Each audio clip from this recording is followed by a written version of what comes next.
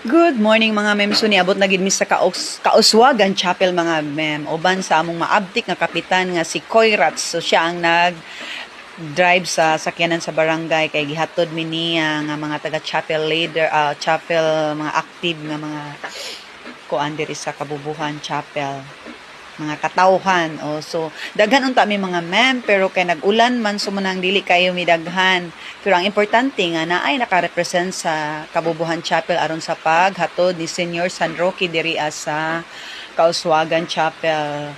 So man sa Kauswagan dito din sa La Victoria, so muna sila nga senaryo.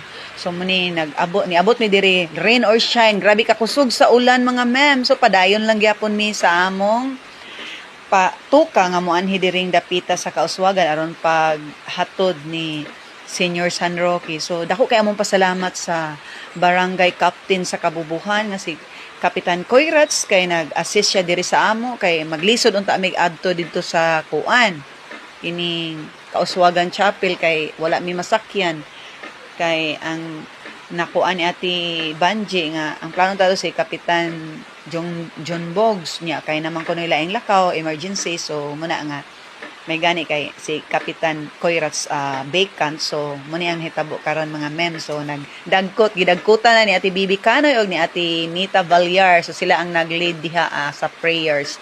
So wala pa kay mga tao kay grabe lagi kaulan pud mga mem. So nagpasalamat gid dako kay rain or shine na ay ako mga kauban diri mga sister in Christ. So ang uban ako nga mga sister wala na nga kaapil kay ang among chapel leader wala kaapil kay work baya po na ang uban pod sila ni Ate Shirley wala po nakaanha. So daghan ang wala nakaapil sa among grupo sa chapel kay tungod sa mga kakulian pod. Pero sila heartily willing gid sila mo uban sa among pag-anhi diri paghatod ni Senior San Roque, pero sad to say kay na sila yung mga trabaho nga giatiman mga importante kay nga dili sila pwede maka-absent, so kami na lang nga mga kauban andam sa paghatod ni Senior San Roque.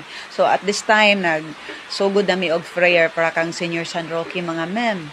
So naglataw lang to sa kapitan mga mem.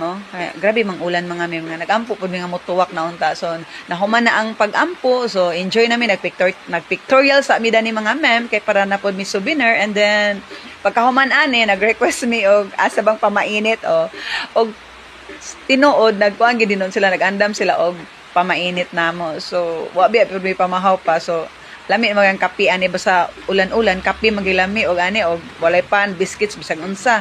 So kuan na nakapamainit gid mi tuod mga mem. Dako kayong pasalamat namo sa nag-abi-abi na mga taga barangay Kauswagan at Chapel, Kauswagan Chapel ug ang ilang mga leader diri nga naa nga nagtimbaya kanamo, nag-welcome namo sa among paghatod ni Senior San Roque. Daghang kayong salamat sa Kauswagan Chapel.